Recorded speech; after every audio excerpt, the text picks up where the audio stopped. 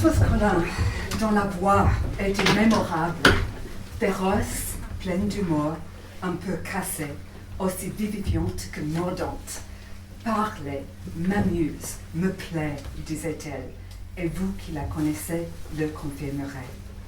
Elle avait une forte appréciation pour les voix.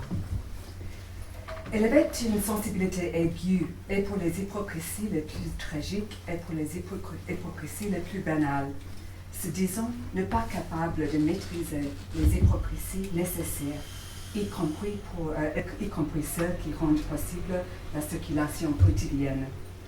Elle disait qu'elle déchiffrait difficilement les signes seconds du rapport social, même amical, la police de la politesse, comment il faut qu'on se voie signifie surtout n'appelle pas. Bien sûr qu'elle n'était pas du tout incapable dans la matière, suivant au contraire ces signes avec cette hyper-attention qui induit en soi le sentiment de manquer de maîtrise dans les subtilités. Elle prêtait attention donc aux signes qu'elle échangeait pendant des années avec Sarah Kaufman, au genre précis de sa relation avec celle-ci. À la question de si, après ces longues années, les signes se sont devenus ceux d'une connivence ou restaient ceux de la politesse, la différence était importante. On trouvera l'œil impitoyable avec lequel elle constatait les hypocrisies dans son récit sur la mort de sa mère, le rendez-vous. Les lettres que lui a spontanément expédiées la mère lors de sa vieillesse se sont trouvées tout de suite expédiées dans la poubelle par la fille, qui ne pouvait pas supporter ces phrases. Elle soupçonnait la mère mourante de même de les avoir copiées dans un livre. C'est quelqu'un qui a trouvé sa voie dès ses débuts en tant que philosophe en éprouvant un plaisir pour la phénoménologie. Son admiration pour Maurice Merleau-Ponty ne l'a jamais lâché. À l'origine de ses études, il paraissait qu'être une femme n'avait, pour ainsi dire, pas compté.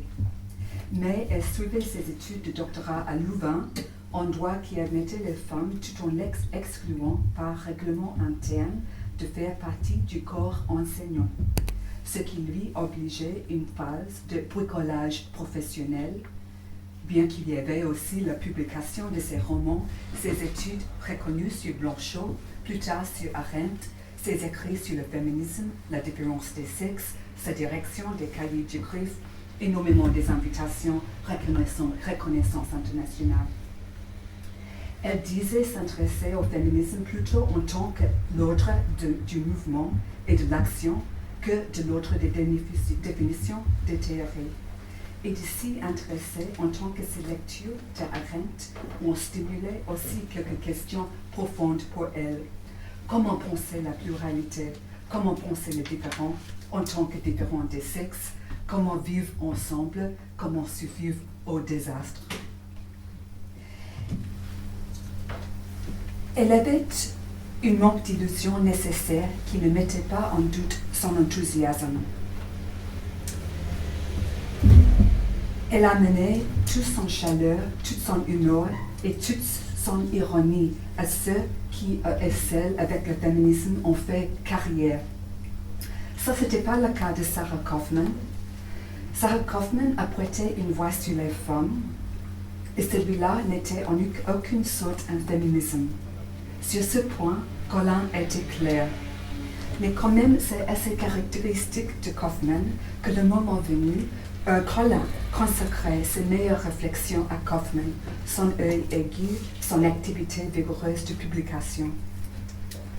Elle disait à l'égard du genre de l'accueil à Louvain fait aux femmes que son aveuglement avait été extraordinaire. Si Blanchot ou Arendt ou le féminisme ou les trois l'ont sorti tôt d'une naïveté que moi je n'ai jamais connue chez elle, ils l'ont sorti également de toute possible naïveté par rapport à ces mêmes ressources vitales. Ce qui faisait que s'appuyant sur Blanchot, Arendt et le féminisme, elle prêtait attention volontiers et soigneusement à leurs lacunes, à leurs points faibles. C'est pour cela d'ailleurs qu'il lui était important de montrer que la perspective de Blanchot, rapport à la mort, à l'impossible, avait fort besoin de celui de Arendt, rapport au naître, au commencement, au possible, à l'événement, et le contraire. Elle a prêté le même œil impitoyable sur elle-même. Je pense à une remarque au sujet de son père. Donc, je cite, « Elle aurait voulu devenir médecin, mais il n'encouragea pas cette vocation. Elle choisit donc, peut-être par défi, les antipodes, la voie de l'inutilité absolue. » C'est Colin pur et dur, capable de qualifier son propre travail ainsi, tout en s'y livrant sans réserve.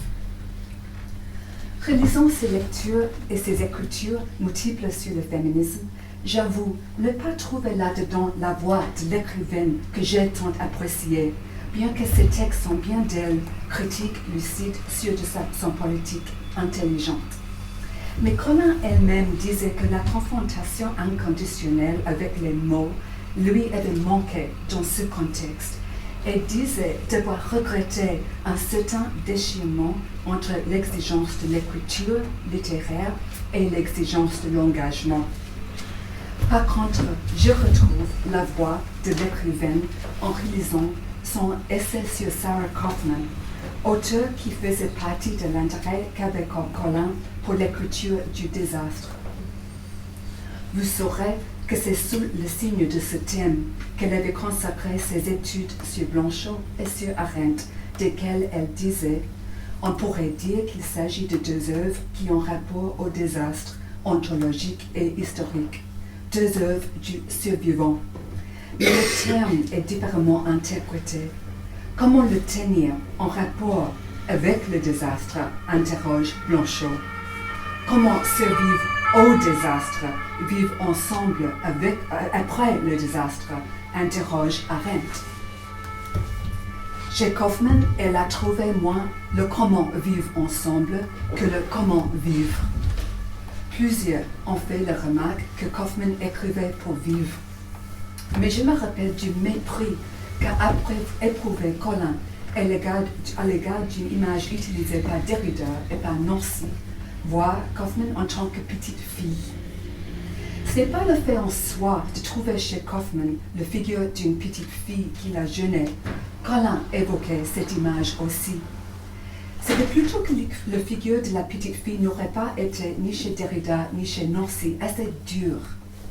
Ils avaient évoqué celle qui était secouée par une gaieté de fou rire au bord des larmes, ça c'est Derrida, celle de petite dimension physique, Nancy, celle qui était requise par le nouveau comme l'enfant qui essaie son babil, ça c'était Nancy.